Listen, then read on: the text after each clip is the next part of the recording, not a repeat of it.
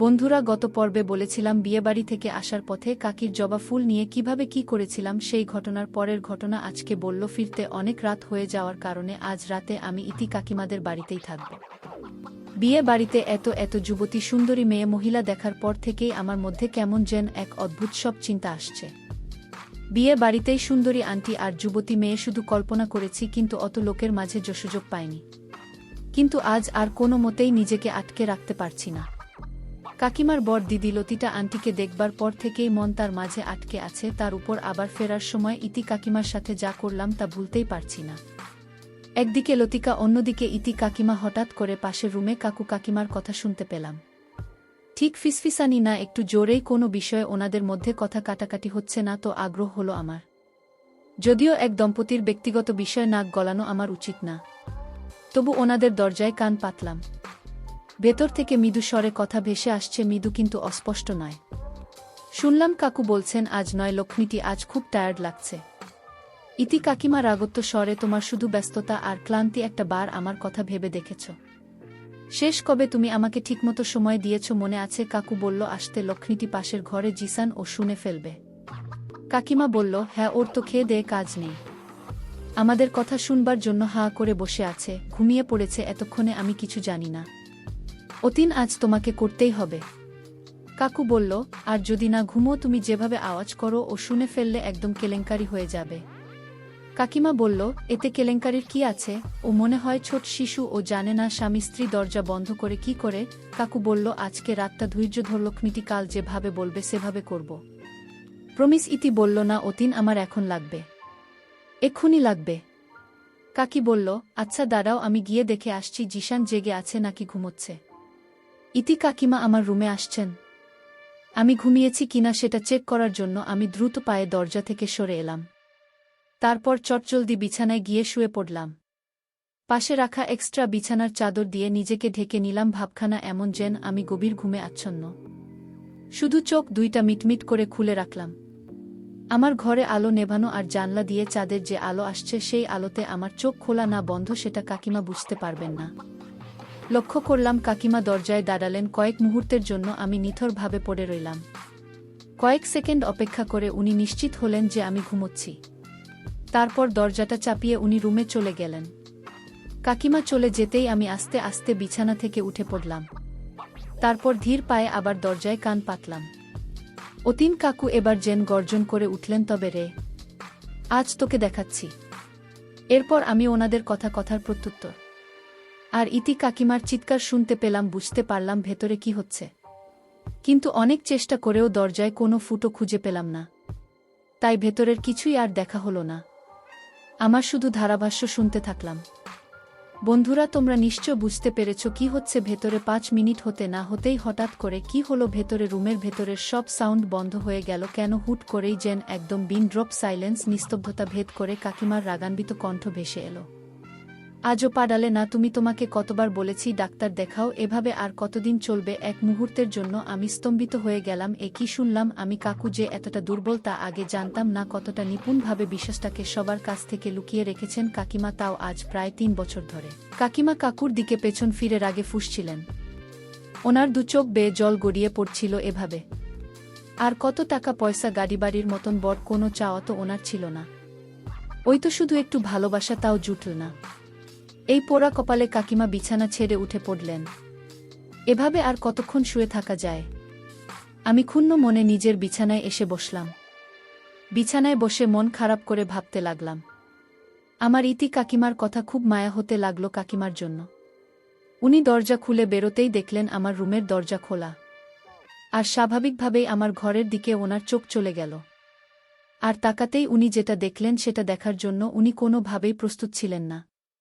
জানালা দিয়ে আসা জ্যোৎস্নার আলো আমার ঘরময় আলোকিত। কাকিমা দেখতে পেলেন আমি বিছানায় শুয়ে আছি আর আমি হাতে একটা লাঠি ধরে আছি। ভালোভাবে লক্ষ্য করতেই চাঁদের আলো। ইতি কাকিমা বিস্ফারিত চোখে সবটাই দেখলেন। সমস্ত কিছু বুঝতে পেরে কাকিমার দাঁড়ালেন না, ঘরে এসে শুয়ে পড়লেন। শুয়ে শুয়ে ভাবতে লাগলেন ওই রাতে সারা রাত আর ঘুমোতে পারেননি। পরদিন সকালে কাকুর ডাকাডাকিতে আমার ঘুম ভাঙল। উঠে ফ্রেশ হয়ে দেখি যদি কাকিমা লুচি, আলুর দম আর পায়েস বানিয়ে খাবার সাজিয়েছেন। খাবার টেবিলে 3 জন একসাথে নাশতা করলাম। সবকিছু স্বাভাবিক, কে বলবে যে কাল রাত কি হয়েছে। দুপুরবেলা আমাদের ক্লাসের মেসেঞ্জার গ্রুপে একটা ইমার্জেন্সি মেসেজ পেলাম। আগামী পরশু আমাদের ক্যাম্পাসে একটা ইন্টারন্যাশনাল সেমিনারের আয়োজন করা হয়েছে। সেই সেমিনারে উপস্থিত থাকাটা আমাদের কেরিয়ারের জন্য অনেক ফলপ্রসূ হবে। আর সামনের সপ্তাহেই আমাদের স্টাডি ট্যুর, আর স্টাডি ট্যুর শেষ করে মাঝখানে এক সপ্তাহের ব্রেক দিয়ে আবার সেমিস্টার এক্সাম অ্যান্ড অ্যাসাইনমেন্ট। বলতে গেলে মাথায় বাজ পড়ল। আমার বেশ কদিন ধরে সব ধরনের পড়াশোনার বাইরে আছি। পড়াশোনার ব্যাপারে বেশ সিরিয়াস আমি। হ্যাঁ, খুব বেশি পড়ুয়া ছেলে হয়তো আমাকে বলা যাবে না, কিন্তু ক্লাস পারফরম্যান্স বরাবরই ভালো। বুঝতে পারলাম সেমিস্টার রেজাল্ট ধরে রাখতে গেলে যত জলদি সম্ভব পড়াশোনার ব্যাপারে সিরিয়াস হতে হবে আমাকে। আর দেরি করলে চলবে না। আগামীকালই আমাকে ঢাকায় ফিরতে হবে। বিকেলে একবার কাকিমার বাড়িতে গেলাম। ওনার হাতের চা খেতে খেতে কিছুক্ষণ গল্প করলাম। আমার খুব ইচ্ছে করছিল যে ওনাকে পার্সোনাল ব্যাপারে জিজ্ঞেস করি, কিন্তু কিভাবে কথাটা বলব ভেবে পাচ্ছিলাম না। বারবার আটকে যাচ্ছিলাম। কাকিমাকে জানালাম যে কালকেই আমাকে ঢাকায় হবে। দেখলাম কাকিমার মনটা খারাপ হয়ে গেল। উনি বললেন, তুমি এতদিন এখানে ছিলে, ভালো লাগতো জানো, একটা মায়া পড়ে গিয়েছিল। যাই হোক, পড়াশোনা হলো, সবার আগে ওখানে গিয়ে মন দিয়ে পড়াশোনা করবে, শরীরের যত্ন নেবে, আর সময় পেলে অবশ্যই বেড়াতে এসো কেমন। আমি বললাম, হ্যাঁ কাকিমা, অনলাইনে তো কথা হবেই। আমি এক্সাম শেষ করে আবার ঘুরতে আসব। সেবার ফেরার সময় আমার সাথে করে আপনাকে আমাদের বাড়িতে নিয়ে যাব, আপনি মানা করতে পারবেন না। কিন্তু কাকিমা হাসলেন। বুঝলাম সে হাসিতে আনন্দের চাইতে মন ভারাপের পরিমাণটাই যেন বেশি। সেদিন রাতের কথা, ঘড়িতে তখন প্রায় 11টা। সকালে উঠব বলে আজ আগেভাগে শুয়ে পড়েছি। ঘুম আসতে যাতে ব্যাঘাত না ঘটে সেজন্য মোবাইলটাও দূরে সরিয়ে রেখেছি, কিন্তু কোনো মতেই চোখে ঘুম আসছে না। মোবাইলটা হাতে নিয়ে দেখলাম 11:30 বাজে। জানালা দিয়ে হঠাৎ খেয়াল করলাম অতীন কাকুকের বাড়ি সদর ফটকের বাতি জ্বলে উঠল। কাকু কাকিমা ঘরে ঢুকল। হ্যাঁ, বিকেলে কাকিমা বলছিলেন আজ কাকুর এক কলিগের বাসায় ওনাদের রাতের খাবারের দাওয়াত। আমি চুপচাপ শুয়ে জানালার ফাঁক দিয়ে যতটুকু দেখা যায় দেখতে লাগলাম। কাকিমার পরনে গাঢ় ম্যাজেন্টা রঙের কাতান সিল্কের শাড়ি আর কালো ব্লাউজ। কাকিমাকে খুব বেশি সুন্দর দেখাচ্ছিল এই কালারে। দেখলাম কাকিমা বেডরুমের পাশের ঘরটাতে ঢুকলেন। মানে আমি কাল রাতে যে ঘরে ছিলাম আর কি, ওই ঘরটা আমার জানালা দিয়ে স্পষ্ট দেখা যায়। ঘরের বাতি জ্বলে উঠল। আমিও বাইনোকুল একটা হাতে নিয়ে জানালা লাগিয়ে দাঁড়ালাম। আমার দিকে পেছন ঘুরতেই কাকিমাকে চোখে পড়ল। আমি আর চোখ ফেরাতে পারলাম না। কাকিমা এবার লাইটটা অফ করে দিল। আর একটুক্ষণ লাইটটা জ্বালিয়ে রাখলে কি এমন ক্ষতি হতো?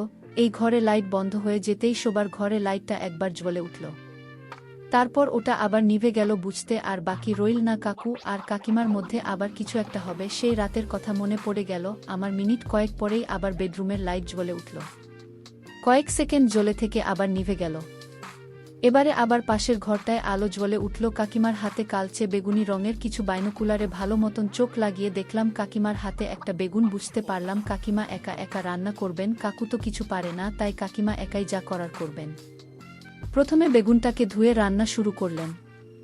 20 মিনিটের মতো রান্না করে কাকিমা ক্লান্ত হয়ে গেলেন। বন্ধুরা, তোমরা নিশ্চয়ই বুঝতে পেরেছ কি বুঝিয়েছি। পরের দিন আমি ঢাকায় ব্যাক করবার পর থেকেই ইতি কাকিমার মন খারাপ। সবসময় কেমন যেন একটা বিষণ্ণতায় থাকেন। মন মেজাজও থাকে রুক্ষ। মানসিক দোলাচলে দিন কাটতে থাকে ইতি কাকিমার। এর মাঝে প্রায় 1.5 মাস কেটে গেছে। আমি পরীক্ষার চাপে এত বেশি ব্যস্ত ছিলাম যে বাকি সবকিছু যেন এক প্রকার ভুলতে বসেছিলাম। মাঝে মধ্যে কাকিমার সাথে অনলাইনে কথাবার্তা হলেও সেটা আর গভীর দেখে এগোয়নি। মাস 1.5 পরে আমি একেবারে ফ্রি হয়ে গেলাম। ভাবলাম এই তো সুযোগ, আবার গ্রামের বাড়ি যাওয়া যাক। আর এবার কাকিমার সাথে রান্না করেই ঢাকায় ফিরব। তার আগে নয়। অবধু আম্মু আপু সবাই নিজেদের কাজে ব্যস্ত থাকায় আমি একাই গ্রামের বাড়ি যাব বলে ঠিক করলাম। কিন্তু আমি যে গ্রামে যাচ্ছি সেটা ইতি কাকিমাকে জানালাম না। দিন 3 পর ভোরে ট্রেনে রওনা হলাম। গ্রামের বাড়িতে পৌঁছাতে দুপুর পেরিয়ে গেল। আমি বাসায় ঢুকে ব্যাগপত্র রেখে অতীন কাকুর বাড়ির দিকে পা বাড়ালাম। কাকিমাকে সারপ্রাইজ দিব বলে। কাকিমাদের বাড়িতে এসে দেখি বাড়ির মেন গেট লক করা। কি ব্যাপার, উনারা কেউ বাড়িতে নেই নাকি? সচরাচর মেন গেট তো কখনো লক করে রাখতে দেখিনি। বাইরে থেকেও তো তালা দেওয়া নেই, ভেতর থেকে সিটকিনি লাগানো। তার মানে বাড়িতে লোক আছে নিশ্চয়ই। আমি চাইলে কাকিমাকে কল দিয়ে বলতে পারতাম যে, কাকিমা আমি এসেছি, দরজাটা খোলো। কিন্তু না, আমি সেটা করব না। আমার মাথায় যে তখন সারপ্রাইজ দেওয়ার ভূত চেপে বসেছে। ওনাদের বাড়ির প্রাচীরের পাশেই একটা আম গাছ, প্রাচীর খুব একটা উঁচু নয়, আম গাছের উপর 2-3টা পা দিয়ে অনায়াসেই প্রাচীর টপকানো যায়। গাছে কয়েকটা পা রেখে প্রাচীরের সমুচ্চতায় উঠে গেলাম। তারপর প্রাচীরে দাঁড়িয়ে মারলাম এক লাফ আর বিজনী যোদ্ধার মতন ঢুকে পড়লাম। ওদের বাড়িতে বাড়ির উঠোনে ভেজা কাপড় মেলে দেওয়া আছে, কিন্তু বারান্দার গ্রিল লাগানো, ঘরে দৌড় লাগানো। এতক্ষণ ধরে সারপ্রাইজ দেওয়ার যে উত্তেজনা আমার মধ্যে কাজ করছিল, তাতে এবার ভাটা পড়ে গেল। তবে কি কাকিমা ঘুমাচ্ছে নাকি পরে আসব?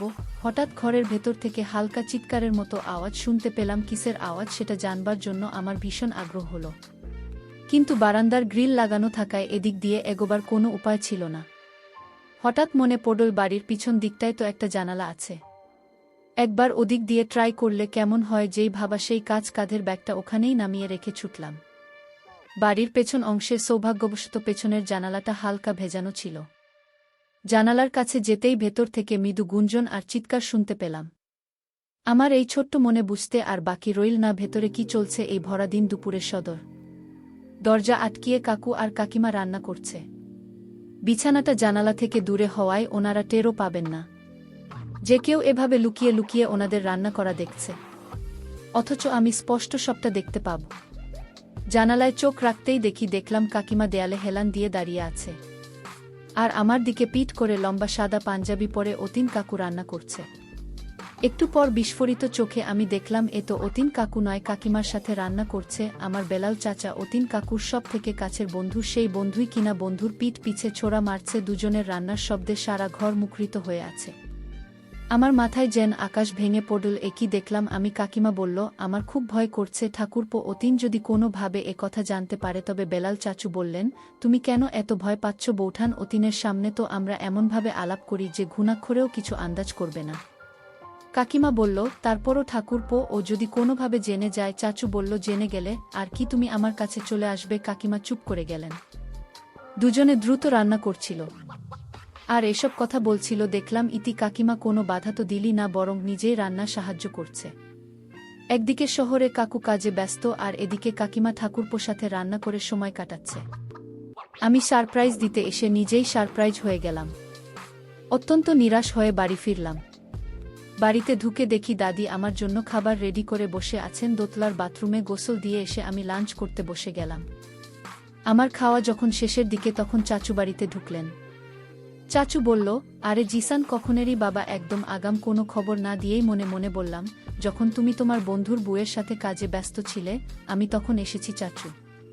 কিন্তু মুখে বললাম, এই তো চাচ্ছ ঘণ্টাখানেক হলো, ইচ্ছে করেই ফোন করিনি।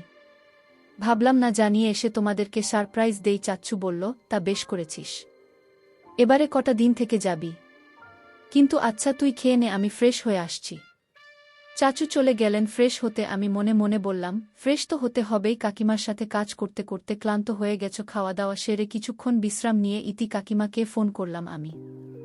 সুরপ্রিসে দেওয়া তো আর হলো না, এবার বরং ওনাকে জানিয়ে দেওয়া যাক যে আমি এসেছি। কাকিমা হালকা খাবারের জন্য আমাকে যেতে বললেন। কাকিমার ডাক ফেরাবার ক্ষমতা উপরওয়ালা আমাকে দেননি। আমি আর দেরি করলাম না, পা বাড়ালাম উনার বাড়ির দিকে। দেখলাম আমার জন্যই কাকিমা বারান্দায় দাঁড়িয়ে অপেক্ষা করছেন আমাকে বাড়িতে ঢুকতে দেখে। উনি খুব খুশি হলেন। স্মিথ একটা হাসির রেখা ফুটে উঠল ওনার মুখশ্রী জুড়ে, আর তাতে করে ওনাকে ভয়ঙ্কর সুন্দরী লাগছিল। ইতি কাকিমা রমণ নিষ্পাপ হাসিমাখা মুখখানা দেখে ওনার উপর জমে থাকা আমার সমস্ত রাগ আর অভিমানের বরফ গলে একদম পানি হয়ে গেল। আমরা দুজনে গিয়ে বসলাম। কাকিমাদের বেডরুমে সারা বেডরিন এলোমেলো হয়ে আছে। একদিকে শাড়ি পরে আছে, আরেকদিকে ব্লাউজ পেটিকোট। ঘর গোছানোর সময় পাননি, তা দেখেই বোঝা যাচ্ছে একটু আগে রান্নার কাজের সাক্ষী হয়ে আছে। এসব কিছু দেখলাম কাকিমা বিছানার চাদর পাল্টে দিচ্ছেন যাতে কিছু বোঝা না যায়। কাকিমা কিছুক্ষণ আগেই স্নান সেরে এসেছেন। আধ ভেজা চুলে ওনাকে খুবই স্নিগ্ধ লাগছে। এখন কে বলবে নিষ্পাপ চেহারার এই স্ত্রী একটু আগে চাচ্চুর সাথে রান্না করেছে হালকা। একটু গল্প গুজবের পরে কাকিমা বললেন, তুমি বসো, আমি তোমার জন্য চা করে আনছি। আরও অনেক গল্প জমে আছে। কাকিমা কিচেনে চলে গেলেন। কাকিমা কিচেন এ চলে যেতেই আমি আরাম করে বিছানায় বসলাম। যদিও আমার চোখ দুইটা অস্থিরভাবে এদিক ওদিক ঘুরে বেড়াচ্ছিল। আসলে আমার অশান্ত চোখজোড়া খুঁজে ফিরছিল। একটু আগের সমস্ত সাক্ষ্য প্রমাণ। আমি একবার কিচেন এর দিকে এগিয়ে গেলাম। দেখলাম কাকিমা মনোযোগ সহকারে চা বানাচ্ছে। আর পাপড় ভাজছে মানে নেক্সট কয়েক মিনিটের জন্য উনি কিচেন এই ব্যস্ত। এই সুযোগে আমি পা বাড়ালাম ফ্লোরে পড়ে থাকা জামা কাপড়ের দিকে, আগ্রহ ভরে সেগুলো দেখলাম আর রেখে দিলাম যে কোনো মুহূর্তে কাকিমা চা বানিয়ে ঘরে এসে ঢুকতে পারেন। আমি তড়িঘড়ি করে ওনার একটা কাপড় আমার কাজ ব্যাগে নিয়ে নিলাম। তারপর চুপচাপ ভদ্র ছেলের মতন বসে রইলাম। মিনিট খানেকের মধ্যেই কাকিমা ঘরে এসে ঢুকলেন।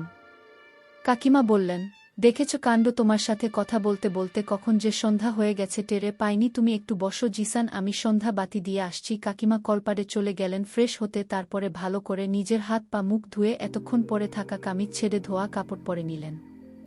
ডাল পাট দেওয়া ঘিয়ে রঙের একটা শাড়ির সাথে লাল ব্লাউজ, পেটিকোটির রংটা কি সেটা ঠিক ধরতে পারলাম না। কাকিমা উঠোনে তুলসী বেদিতে সন্ধ্যা বাতি দিলেন। সব কাজ সেরে কাকিমা আবার বেডরুমে এসে বসলেন। কাকিমার পরা ব্লাউজটাকে আমার বেশ টাইট বলে মনে হলো, তবে অনেকটা ব্যাখ্যা দেওয়ার ভঙ্গিতেই যেন উনি বলে উঠলেন, এই শাড়ি ব্লাউজের সেটটা আমার বিয়ের সময় নেওয়া মা কিনে দিয়েছিল। এবারে আমি বেশ বুঝতে পারলাম ব্লাউজটা টাইট থাকবার কারণ 3 বছরের মাথায় অনেক পরিবর্তন এসেছে। গল্প গুজব করে সদর দরজায় তালা দিয়ে কাকিমার আমি একসাথে বেরিয়ে পড়লাম। আমি লক্ষ্য করলাম এই 1.5 মাসে ইতি কাকিমার চাল চলন যেন বেশ খানিকটা পাল্টে গেছে। আগের বার দেখেছি বাইরে বেরোবার আগে উনি পরিপাটি হয়ে বেরুতেন, ঢিলেঢালা সালোয়ার কামিজ পরতেন। শাড়ি পরলেও ব্লাউজ হতো খুব ঝিমঝাম এবং ভদ্রস্থ। বড় গলার ব্লাউজ উনি কখনো পরতেন না, সব সময় আঁচল সাবধানে রাখতেন। কিন্তু এবারে লক্ষ্য করলাম সবকিছুই কেমন যেন পাল্টে গেছে। কাকিমা অগোছালো শাড়ি পরেছেন। বন্ধুরা, পরের পর্ব যদি শুনতে চাও তাহলে কমেন্ট করে জানাও, আর আগামী পর্বে জানাব কাকিমার সাথে আর কি কি ঘটনা হলো। দেখা হচ্ছে কাল রাত ঠিক 8:15 মিনিটে।